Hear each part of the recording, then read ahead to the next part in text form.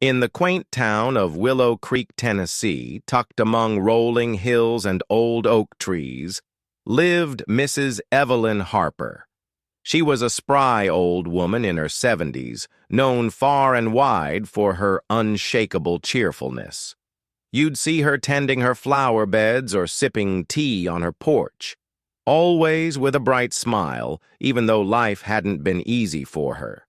Decades ago, she'd lost her husband, Tom, to a sudden heart attack, leaving her to raise 3 kids alone on a tight budget. Yet somehow her spirit never dimmed. One crisp October afternoon, Jake Carter, a young mechanic in his early 20s, wandered over to her house. Jake had been feeling weighed down lately. His small repair shop wasn't making ends meet, and the stress was piling up. He spotted Mrs. Evelyn rocking in her chair, a patchwork quilt over her lap, and decided to ask the question that had been nagging at him. "Mrs. Evelyn," he said, kicking at the gravel path leading to her porch, "how do you stay so happy all the time? Life's been kicking me around, and I can't seem to catch a break." She chuckled softly and waved him over. "Come on up, Jake. Grab a seat." He climbed the steps and settled into the rocking chair beside her, hands in his pockets. "Happiness," she said, her voice warm and steady, "doesn't come from out there." She gestured toward the quiet street and the golden leaves drifting down. "It's something you carry inside. After Tom passed, I spent months lost in grief. But one day, I started noticing little things, like the way my youngest giggled at breakfast or how the sun warmed the porch.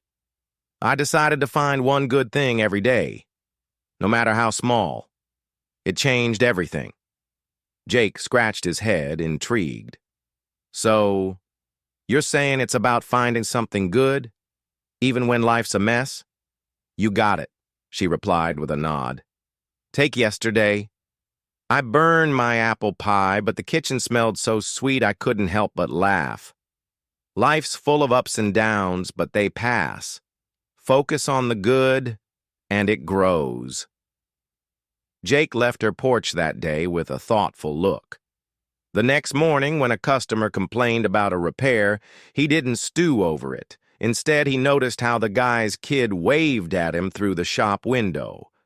Later, fixing a busted engine, he found himself humming a tune. Over time, folks in Willow Creek started to notice. Jake was different, lighter. He'd grin and say, "Mrs. Evelyn taught me a trick." Before long, people were stopping by her porch, curious about her secret. She'd share her story over cups of tea, and slowly, the town changed. Neighbors swapped smiles instead of complaints, and kids ran through the streets with extra glee. Mrs. Evelyn's wisdom had taken root. Her lesson wasn't just about finding happiness. It was about choosing it.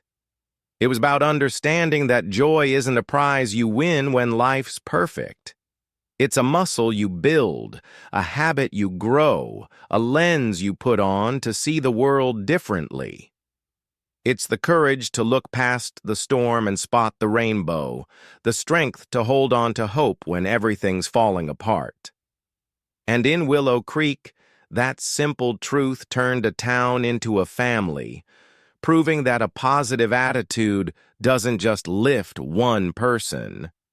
It can ripple out and change everything.